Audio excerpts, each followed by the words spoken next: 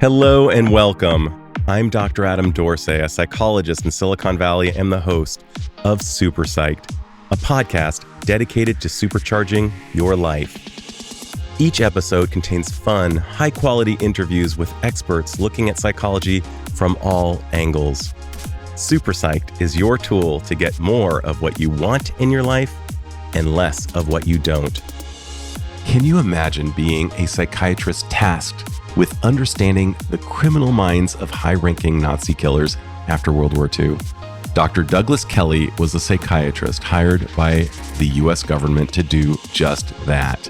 Learn about the thoughts, beliefs, and personalities of Nazi war criminals.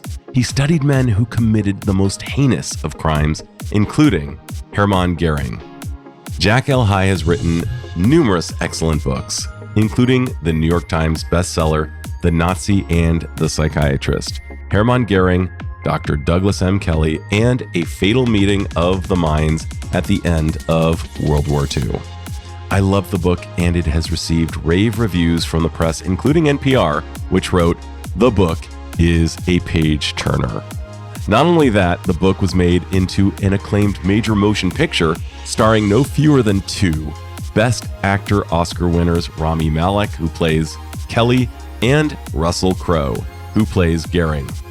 I'd also like to provide a side note. The topic of this interview has a personal component for me, as my great-uncle, psychiatrist Dr. Leon Goldensohn, served as the replacement for Dr. Kelley after he left his post. If you're curious about Leon's story and his findings, they are chronicled in his book, The Nuremberg Interviews, compiled posthumously by his brother, who was also an accomplished physician, Dr. Eli Goldensohn, with the brilliant writing of historian Dr. Robert Gelately. But back to this interview, I find myself feeling deeply grateful for writing this book, which required countless hours of pouring through thousands of pages of journals, which he mentions he did with the help of Dr. Kelley's son, Doug, who was only 10 years old when he lost his dad. Listen in as Jack and I talk about the Nazi and the psychiatrist. I'm confident you will be fascinated by the stories and insights he shares. Jack L. High, welcome to SuperPsyched. Thank you so much for having me here, Adam. It's good to be with you.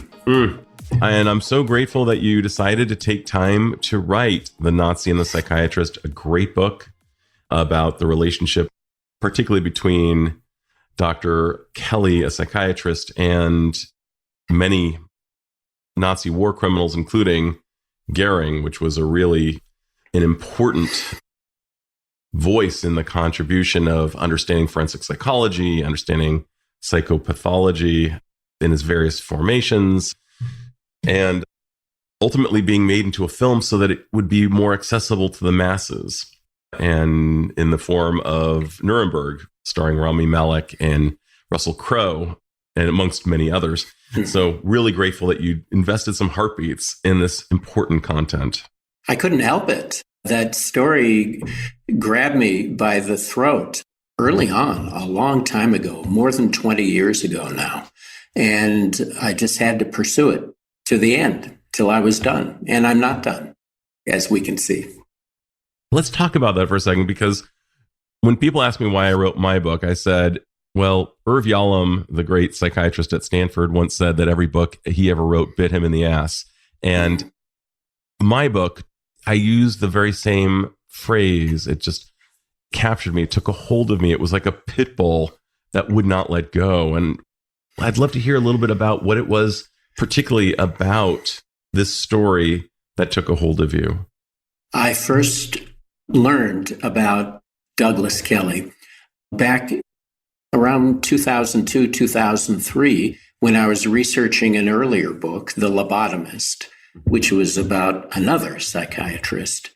And Kelley came to my attention then because this other psychiatrist had met Kelley at a psychiatry conference in 1938 and was very much struck by him and noted it down in his memoirs, noted the meeting down.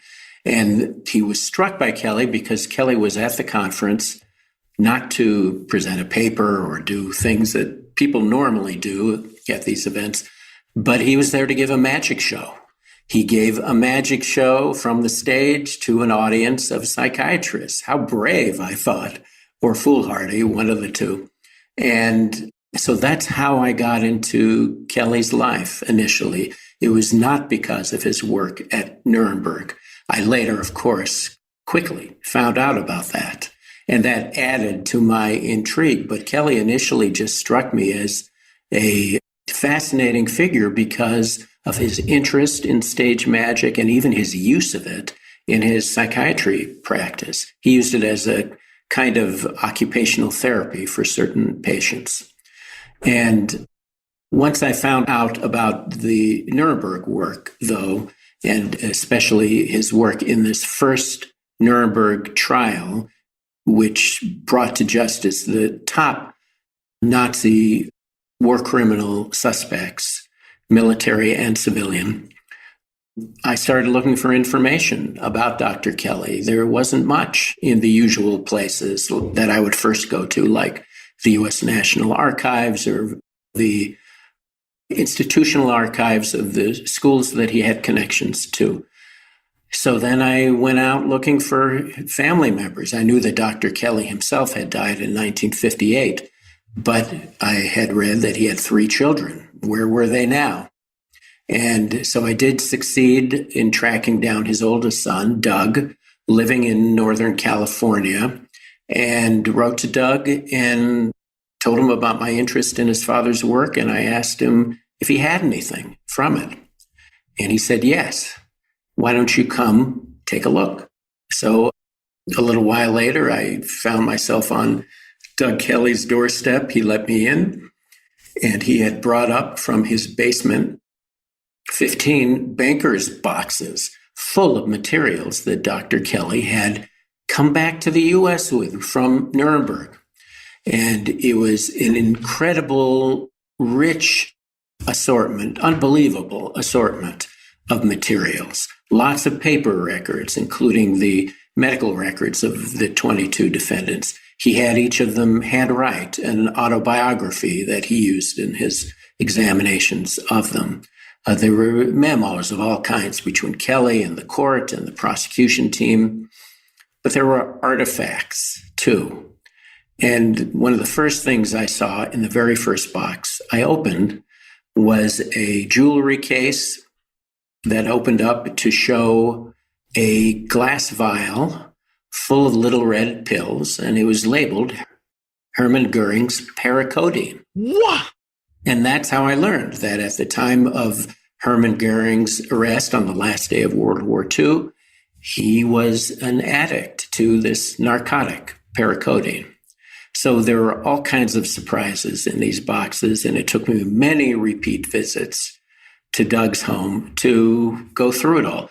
But really, the best aspect of my time in Doug's home was Doug, what he gave to me, not just these boxes, but he was an incredible resource about his father's life and career. Doug was only 10 when his father died, but he was a very perceptive, intelligent child with a great memory. And he had thought a lot about his father's work over the years. And without Doug, in all those respects, there would have been no Nazi in the Psychiatrist. Incredible. And before I go into the research process, which in and of itself sounds so incredible, the book is delightful to listen. I shouldn't say delightful to listen to because it's very hard to listen to in that it's very heavy content, but it's so well written that it takes at least that out of the pain zone. It's just a beautifully written book. And you describe Hermann Göring as this kind of Liberace-like character who loved wearing very ostentatious clothing and jewelry. And you describe Douglas Kelley as a truly compassionate healer. And if you think about the word compassion, which Brené Brown defines as empathy plus a desire to reduce suffering, he would work with the people who were considered untreatable and teach them magic tricks to give them a sense, as you said, vocational counseling. It would help them with their social anxieties. It would help them feel a sense of agency in the world. allow them to have human connection where there was previously none. So I just found your study of Dr. Douglas Kelley to be fascinating. And then you say there were 15 banker boxes. 15 banker boxes. Can you even imagine trying to go through 15 banker boxes of information and trying to distill and carve away? I mean, there must have been so many things that you had to not include because there was so much to include that to kill your darlings, as every good writer knows, and killing your darlings is very hard. If you'd written the book that you probably wanted to write, it probably would have been 10 times the size, but you had to cut away. Right. One of the distinctive aspects of writing the kinds of books I write, these narrative nonfiction books, is that usually on the topics that we choose, there are 100 books, different books that could be written on the topic. And a big part of the author's work is deciding which thread of storyline am I going to follow. For example, with The Nazi and the Psychiatrist, there is a great book that could have been written about Rudolf Hess, another one of the defendants, because he was fascinating and diabolical in his own right. And Kelley's interactions with him were completely unexpected and really tested Kelley's abilities as a psychiatrist. Many other books that could have come out of this material. And the way that I help this process along is at the start of my research work, I try and formulate a couple of questions that I want to pursue. So in the case of Dr. Kelley, one of the questions was, what is the significance of the conclusions that Kelley drew from his time among the defendants? And question number 2 is, what was the nature of the connection between Herman Göring's suicide using the poison cyanide and Kelley's suicide 12 years later using the very same poison? And so if I have these questions in mind that I'm following, a lot of other stuff can fall by the wayside because it doesn't address those questions. It's off topic, etc. And that's a technique that I have followed to help me with these huge masses of information that I have to deal with in my books.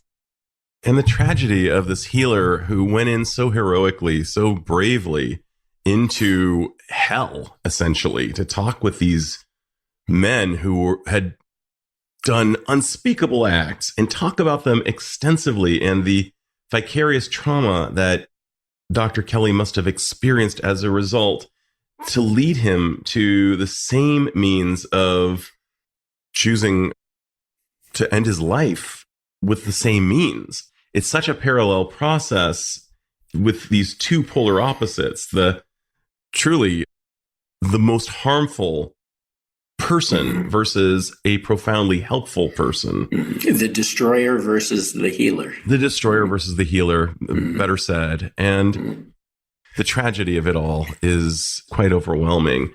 And there are so many facets to this story.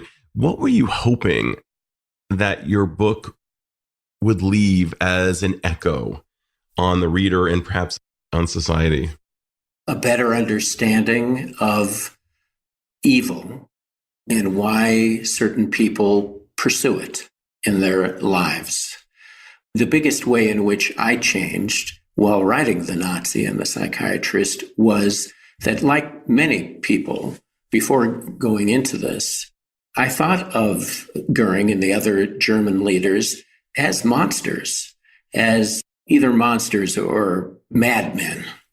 And through Kelley's work, I have come around and don't see them that way.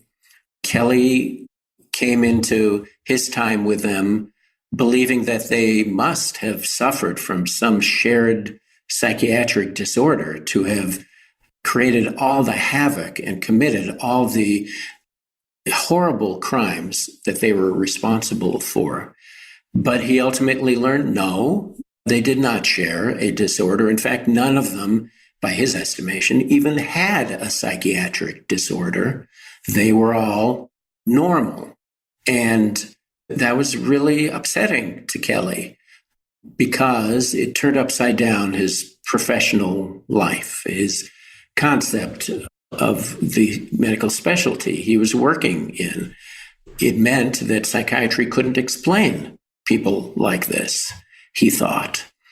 And so that was part of the spiral downward that his life took after Nuremberg. I don't think he was very deeply affected by the men themselves, except by their normality. That spending so many months with these guys didn't traumatize him, I don't think, but it overturned a lot of what he believed and led him to come back home with a changed perspective, not just on why men like that do evil things, but on what was happening in the US and on the possibility or even likelihood that an authoritarian regime could arise and would arise in the US. In fact, he thought it had arisen when he looked at the US South and the demagogue politicians operating there and their Jim Crow laws and the voting restrictions on Black voters, all of that, and their use of propaganda, emotionally manipulative propaganda. And so he was affected in many ways by his time in Nuremberg. But I don't think he was traumatized by the men themselves. That's interesting. You know, when I think about modern methods for assessing the spectrum of psychopathy, if you think about the dark tetrad that is described as 4 characteristics that are variables within psychopathy itself: sadism, Machiavellianism, sociopathy, and narcissism. Göring was very high, in my estimation, on all of these. He rings all the bells. And there was this chilling moment in the book that's not in the movie, and it should have been because it was so creepy. But Göring was describing having killed a friend, and Douglas Kelley asked, well, how could you do that? And Göring said 5 monosyllabic words, syllabic words, he was in my way. Right. And that is like classic psychopathy right there. Like, I mean, if you think about all those measures, all 4 were very high. Mm-hmm. So I don't know if some of these psychopathic features kind of fomented over time, or if Göring had them from the get-go. He seemed to have. I mean, he was certainly grandiose and a whole bunch of other things, as were several of his, I'm going to call them tent mates, but prison mates, who were, I thought it was some form of poetic justice that after they were killed, were all carted off to Dachau and burnt in the same ovens that they allowed to be constructed and contributed to the deaths of millions. Boy, just heavy duty stuff. I can only imagine that being entrenched in the material itself for you for this amount of time would be a heavy burden to bear, almost like Bilbo's ring. Well, this is why it was so important for me to have Doug, the son, along with me for the journey, because, of course, he was not yet born when the Nuremberg part of his father's story was happening, but he lived in the aftermath, which were rough years also. Dr. Kelley was a very difficult man to have as a father during that time. And when I think of who is the hero of this tale, I don't think of Dr. Kelley, certainly don't think of Göring. It's Doug, because he survived all this. He is so emotionally intact and healthy and willing to share with me all of these important features of his life and background. And so Doug was the connection to the present day when I was thinking about all this and writing it. And it was really helpful and healthy for me to have that connection to the present day, that the story doesn't end when Göring kills himself or when Kelley kills himself. Life went on. and we're here now. And what do we make of this story? That's the big question. That's right. Well, let's get into the dynamic between Nazi and psychiatrist. And gosh, I can't help myself but ask. It could have been called The Psychiatrist and the Nazi, or The Nazi and the Psychiatrist. I think the one you chose is far more provocative. But I'm wondering if you could share the reason for the sequence in the title, as well as the relationship between these two men.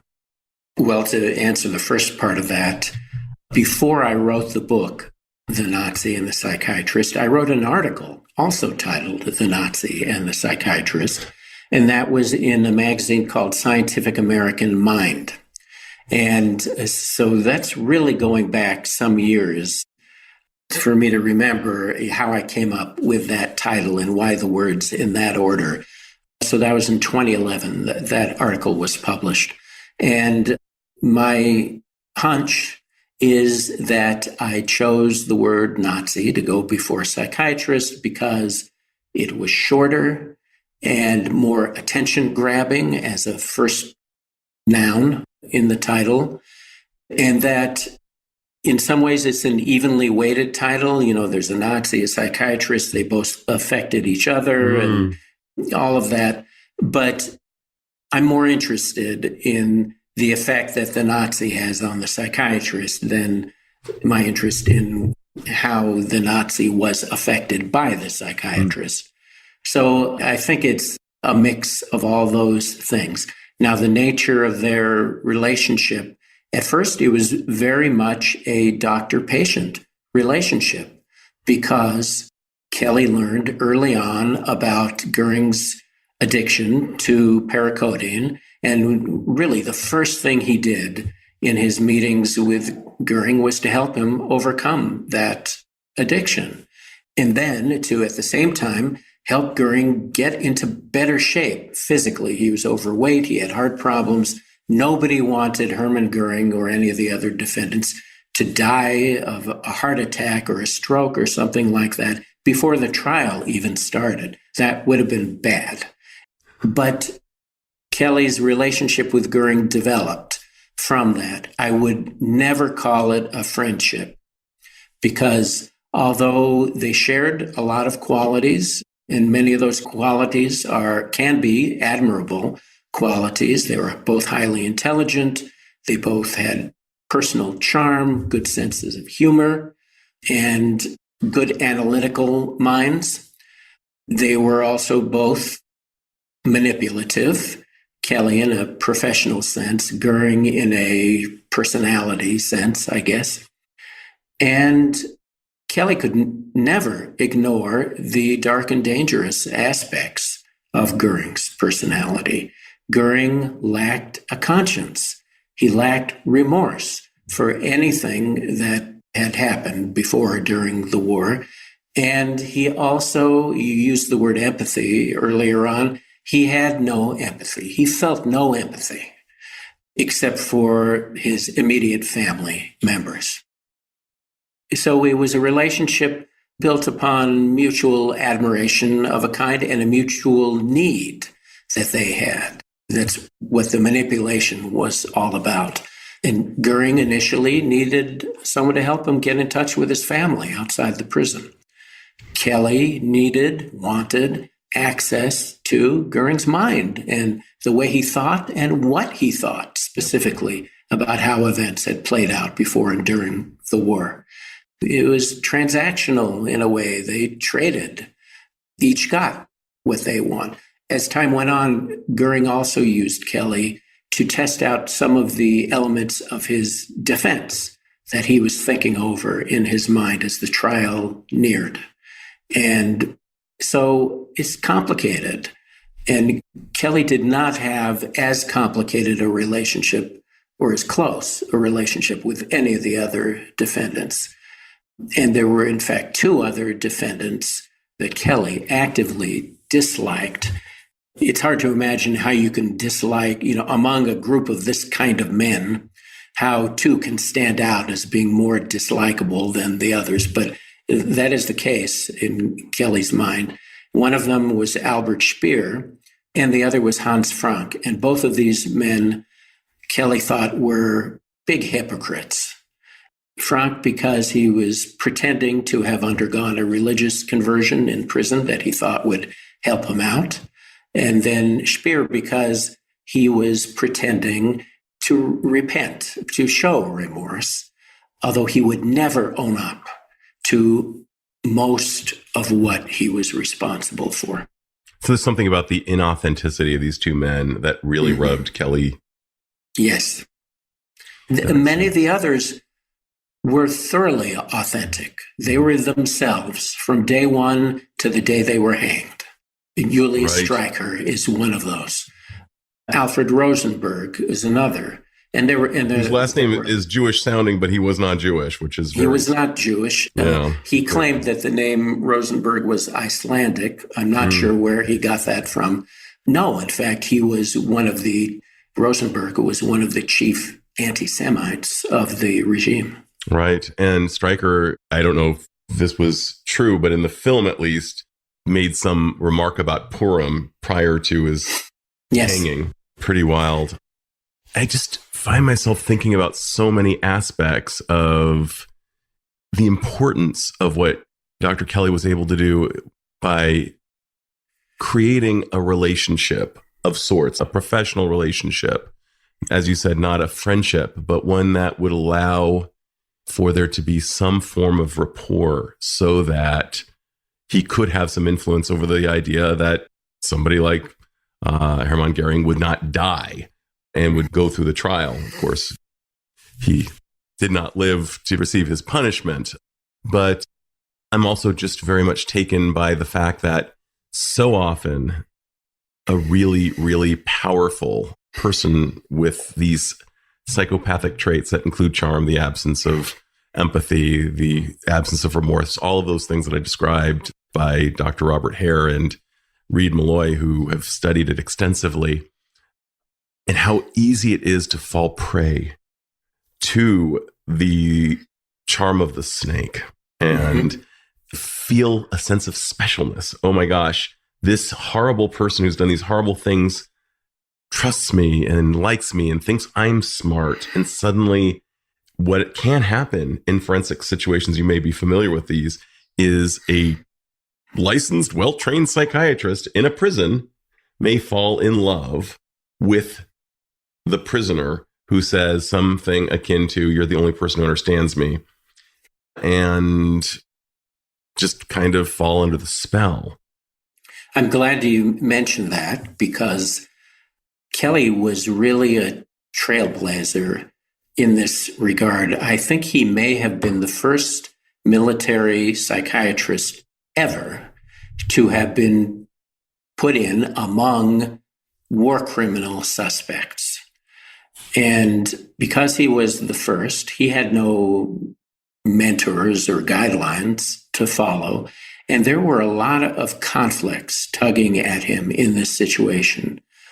I mentioned before that his relationship with Göring and several of the others initially and later on was that of physician and patient. So that's a set of responsibilities and expectations of behavior. But Kelley was also an officer in the U.S. Army. He had responsibilities to the military. He was brought in by the International Military Tribunal, the court. He had responsibilities to them. And as time went on, he decided to provide some information to the prosecution team. So he had a relationship with them. Lots of different areas tugging at him in different directions. And he did things like providing that information to the prosecution that would be considered unethical today. But I'm in favor of giving Dr. Kelley a little slack, because he was the first and nobody else had been through this. So I think in a very complicated situation, he did his best. And if Spock was correct that the needs of the many outweigh the needs of the few, what Dr. Kelley did really help the needs of the many from my vantage point. Sometimes law and ethics are at odds. Sometimes you can do something that is very ethical, that is illegal. Yes. And something that is unethical, that is entirely legal. So in this case, this fell into that gray zone. It was unprecedented territory. I, too, fall into the camp of gratitude for what Dr. Kelley chose to do in this moment. And as you know, and we were talking in the green room, this story is very personal to me because I've heard about the Nuremberg trials all my life because my uncle Leon, my grandma Maddie's younger brother, Leon Goldensohn, was the psychiatrist who took over after Kelley left. And you mentioned him a bit in the book. I was wondering if you'd share a little bit about Dr. Leon Goldensohn as you came to know his work, even if it was just in passing. It was in passing because I focused my research and my writing on Dr. Kelley. And so once Kelley left Nuremberg in January 1946, then I followed him away. And Dr. Goldensohn appeared, if I'm remembering correctly, a few days after that. And so I really don't know much about Dr. Goldensohn's work except that he stayed among the prisoners in Nuremberg all the way through to the end of the trial, that he too, like Kelley, had very intriguing and extensive conversations with the prisoners, and that he was deeply affected by his experience there. But I didn't delve too much into his work. I think I did read his book.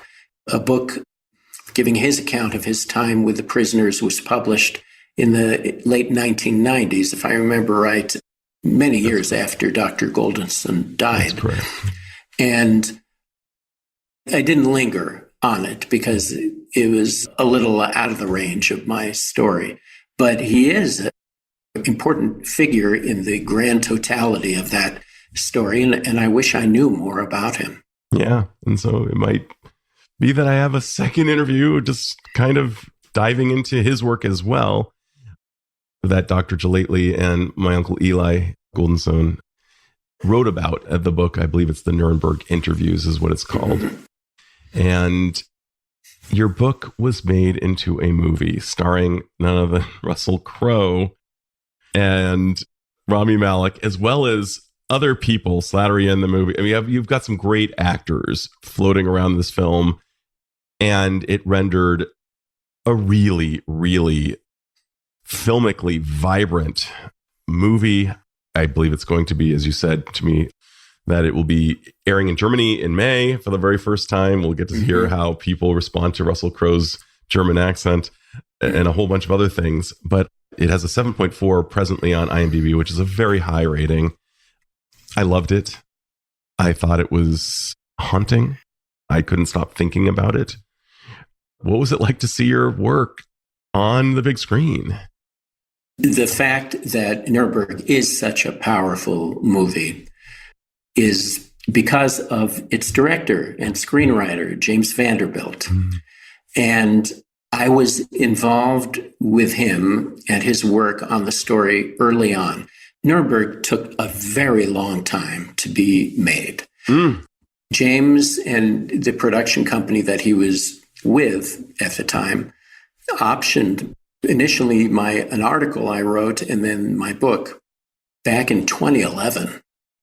And not much happened for a very long time. What did happen was that every once in a while, James would send me a new draft of the screenplay and ask me to tell my thoughts on it, to comment on it. And I think over the years, I saw 4 different drafts of the Nuremberg screenplay. And I had a lot of trouble at the beginning deciding who was I going to be when I was commenting on this. I'm certainly no screenwriting instructor, especially for a man like James Vanderbilt, who has written some really wonderful screenplays, including one of my favorites, the movie Zodiac from about 20 years ago. Oh my gosh, that was made by Fincher? Yes, that's right. Oh my God, what a terrifying film. And so that role was out for me. And then I also, though, didn't want to be the history police. I didn't want to be someone reading the screenplay to fact check it. And because I know that some of the best history-based movies are not completely loyal to fact, that the filmmakers do often make changes for dramatic purposes and story purposes, and that's okay. So what I settled into was a role of just being a reader of the screenplay who was making comments, trying to help this become as good a movie as it could. So that was the main extent of my involvement until late 2023. I found out that James had affiliated with another production company and that they were going ahead quickly. And so the following spring, he invited me to come to watch some of the shooting of the film in Hungary. That's where it was all shot. And it was wonderful and very generous of him to invite me too. But by the time I got there, they had already done all of the outdoor shooting at locations in Budapest. And so what was left were these scenes on sets in a gigantic sound studio at the edge of the city. And that was really thrilling to see. These incredible sets that had been built of the Nuremberg prison, of the courtroom. I was amazed, for instance, to see that all of the scenes, and there were many of them, with Göring and Kelley in Göring's cell, were shot in this little tiny room with 4 walls. It really was a small cell, no cutaway set kind of treatment, so that only the actors, the 2 actors, and then the camera operator, a sound person could fit in to see it. James Vanderbilt himself was in another spot watching it on a monitor. And there were some eerie moments for me when what I was seeing playing out did match very closely how I had imagined those scenes. And then some other scenes, less so. But really, the best work trip I've ever taken in my life, and so rewarding to see and to get to know some of the people involved in the production. That's amazing. Super stupid personal question. Did you get to take your wife and daughters with you? Or no, they were not invited. Oh, I guess that would be, got it. But they did accompany me to the world premiere screening of Nuremberg in September 2025 at the Toronto International Film Festival. And by this point, I had not yet seen the movie. Nobody had, except people involved in the production directly. And so we all sat in this theater with 2,000 other people who were there for the premiere screening and all saw it together. I really like that. And almost the entire cast was there too, present. Oh, that's really cool. Yeah. Is there anything, my penultimate question is always, is there anything I should have asked but haven't yet asked? Well, I always like talking about the way that my book and the movie resonate with audiences now. When I first wrote the book in 2013, I wasn't thinking too much about how people will experience it. And when I thought at all about right-wing extremists in the US, I thought of them out on the fringes of political discourse. Now, of course, it's different because they're more at the center of our political life. And so the book has gained a different resonance than it had when it was first published. That's an odd experience because the book hasn't changed. It's the world around it has changed. And so the only other thing is that I'm drawn, as you might be able to figure out, to dark stories. And I have a new book that will be coming out in October 2026 titled The Case of the Autographed Corpse. And that has no Nazis in it, no psychiatrists either. But it's a historical true crime about a Apache medicine man on a reservation in Arizona in the middle decades of the 20th century who was wrongfully convicted of murdering his wife. And after he's sentenced to life in prison, after spending 20 years in prison, he meets a man named Earl Stanley Gardner. He was the writer of all the Perry Mason mystery books and was the best-selling author in the world at that time. But Gardner was a trial attorney before he became an author, and he had an organization called the Court of Last Resort, similar to the Innocence Project today, that helped people who had suffered through wrongful convictions like this. And so they teamed up, Gardner and Edwards, the medicine man, to reinvestigate the case. And in the end, they got him out. And it's a story I've known about for a long time, and I feel very lucky to have finally had the chance to write about it. That's incredible.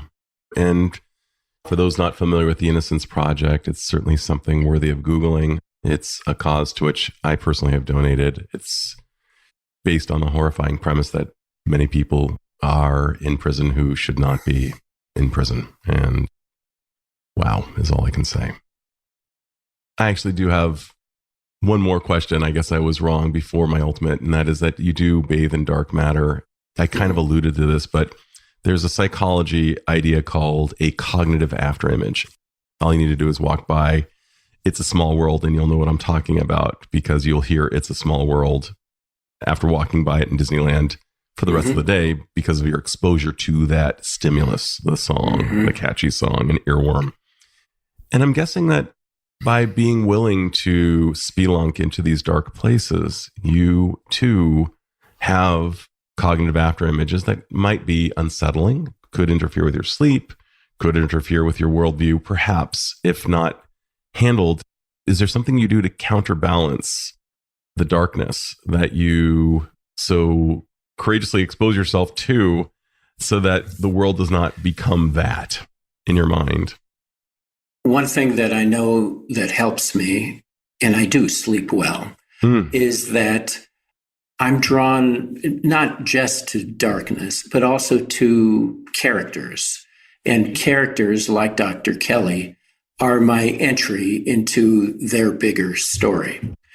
And seeing these characters as people who do what they do because they have their own motivations and reasons that may not make sense to us, but certainly do to them, is important. And so my approach with characters is always to humanize them, even if they've done horrible things.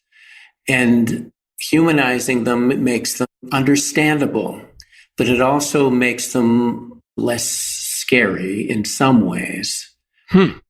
That they are doing whatever they do for reasons that have compelled them to do it. So that's a little comforting. What's not comforting about that is that they have made choices to do bad things that they've done. And it's a complicated question. A long time ago, when I was giving a public reading of my earlier book, The Lobotomist, there was a woman who rose at the end of the reading and asked me, "Why did you write this book?"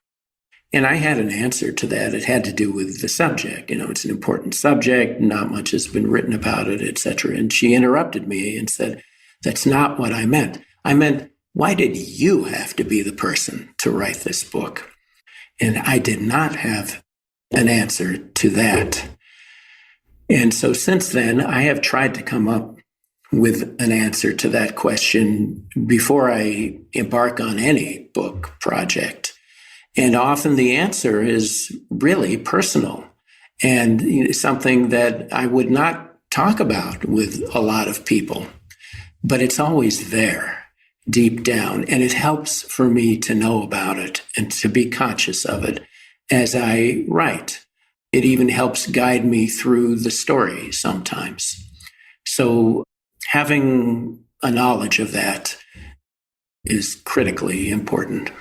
And I'm not speaking about perhaps Göring, but perhaps Donald Kelley. Perhaps when you write about character, of somebody who does something rather courageous like what Douglas Kelley did or what others have done throughout, perhaps the author of Perry Mason, perhaps there's a part of you that sees their virtues and is able to kind of latch onto those and engage in some form of cognitive mimicry where you're able to say, if they could do it, then so can I. If they had a job to do, then so do I. If they're willing to face their fears in this way, then I will too. Mm-hmm. It's not a coincidence that many of the people I've written about have been extremely dedicated to whatever they have made their lives to be about. And that is helpful for me to be in contact with a lot, because writing a book is like fighting a war. It's a massive undertaking with many battles and skirmishes along the way. And to remember, when I'm writing a book, what it's not about me. It's not even about the readers. It's about the story.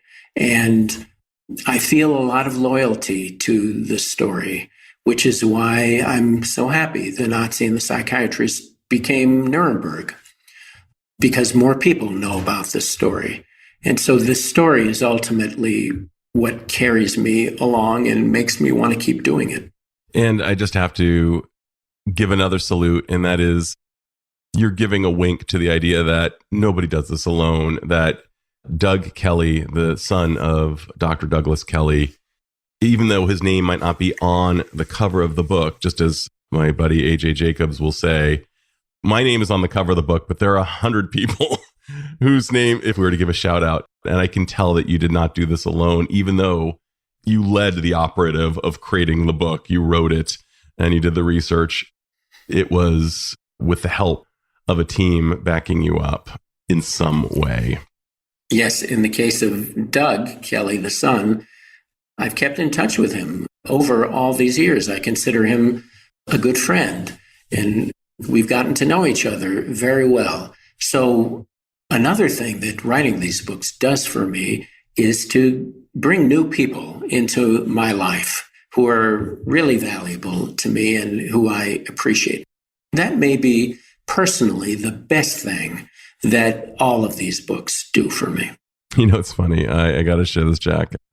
One of my favorite pieces of research that I've come across in the last several years is that there's nothing we can do to increase our passive luck. I can't wear a particular color or whatever, but there are things we can actively do to increase our luck. And the biggest one, it seems, the highest correlation is between the number of people we know.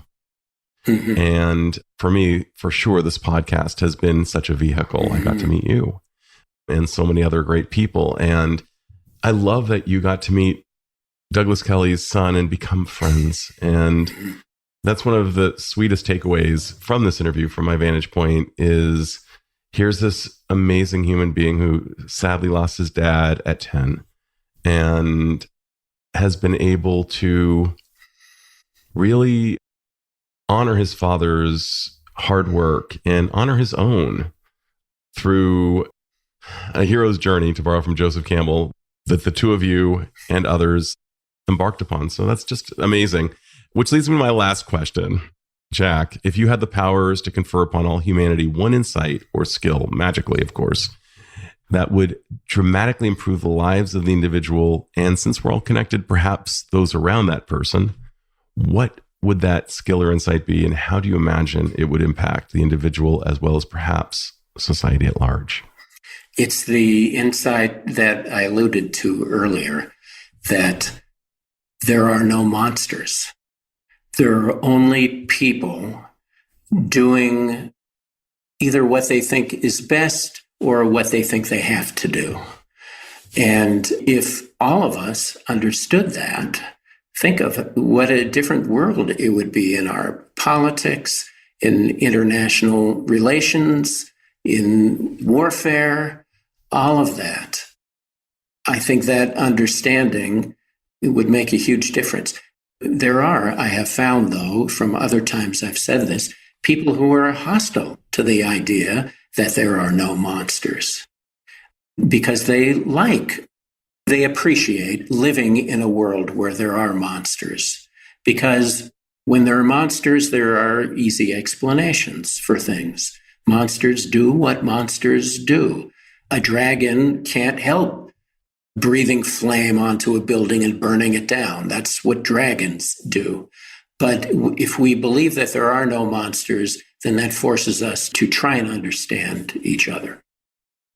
I'm going to just ask a follow-up question, and that is, when people act in truly antisocial ways, ways that are depriving the rights and the well-being of others, what would be your prescription then towards the reduction, the prevention, the getting rid of that? What would be your wish? What would be your idea, since you've spent so much time in this dark space? What is to be done in the face of these people who are behaving in this way? They need to be brought to justice. That is the point of the Nuremberg trial, the one that I wrote about, because it was an international effort to bring these war criminals to justice. I'm certainly not arguing against that. What I'm arguing against is putting people into categories, monster being one of them. And it's much like what the Nazis did by categorizing the groups they wanted to persecute as vermin, rodents, etc., and making them inhuman and not worthy of empathy, or not worthy of understanding, not worthy of their humanhood. And that is what I'm talking about. I'm not against punishing people who have done wrong. There is a difference. Jack, thank you so much for sharing your wisdom and experience with my listeners and me. Thank you for having me, Adam. Really thoughtful questions. I appreciate all of them. This is Dr. Adam Dorsay thanking you for listening to SuperPsyched. If you know anyone who might like it or who might benefit from listening, share it. And if you like the episode, please hit subscribe